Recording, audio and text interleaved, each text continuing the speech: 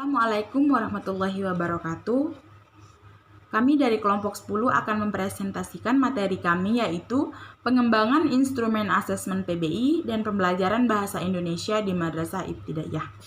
Saya Siti Hafizatus Silmi sebagai moderator sekaligus pemateri pertama, dan ada Riani Malinda sebagai pemateri kedua. Baiklah, langsung saja kita ke materi. Yang pertama, pengertian asesmen. Asesmen adalah penilaian, pengukuran, dan tes yang dipergunakan. Di sini sinonim dan dipakai secara bergantian. Secara istilah, evaluasi menurut Gronlund dapat dijelaskan bahwa penilaian merupakan proses sistematis dalam pengumpulan, analisis, dan penafsiran informasi untuk menentukan seberapa jauh seorang peserta didik dapat mencapai tujuan pendidikan. Kemudian yang kedua adalah tes kemampuan berbicara.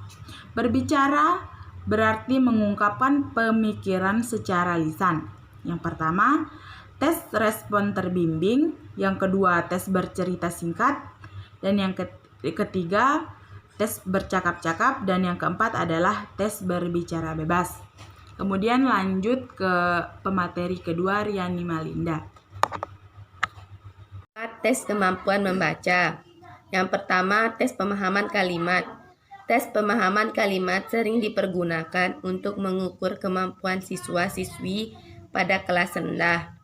Jenis tes ini biasanya disajikan dalam bentuk kata atau frasa sebagai alternatif jawabannya.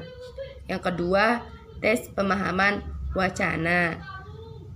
Tes pemahaman wacana dapat mengukur aspek kebahasaan seperti penguasaan kosakata, struktur kalimat, dan pemahaman isi wacana.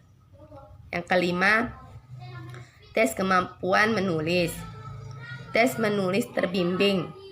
Tes menulis terbimbing adalah tes untuk mengukur kemampuan siswa-siswi dalam menggunakan kosakata dan struktur kalimat. Yang kedua, menceritakan gambar. Ketiga, tes menulis terpadu. Yang keempat, tes menulis bebas. Macam-macam asesmen alternatif atau non-tes. Yang pertama, pengamatan atau observasi. Pengamatan adalah pengumpulan informasi yang dilakukan dengan mengamati dan mencatat perilaku siswa-siswi dalam belajar. Yang kedua, wawancara.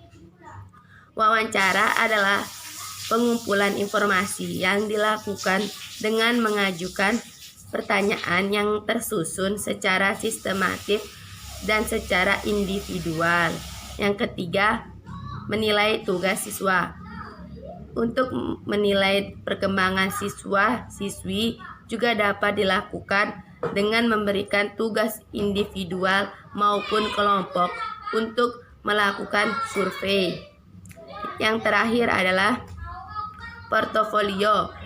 Portofolio adalah kumpulan hasil pekerjaan siswa-siswi yang menggambarkan perkembangan mereka selama pembelajaran berlangsung. Mungkin hanya itu yang dapat kami sampaikan, kurang dan lebihnya saya mohon maaf.